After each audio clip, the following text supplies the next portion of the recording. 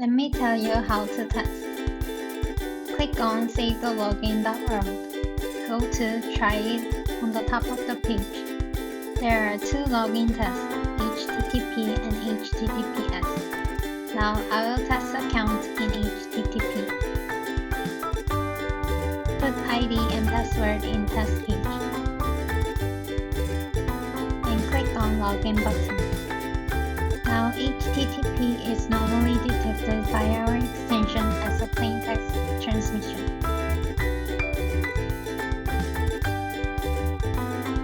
I will test again in HTTPS.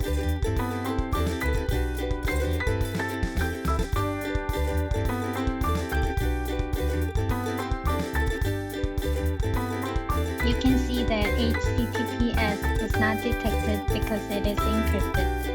For more information, visit our website, savethelogin.world. Thank you.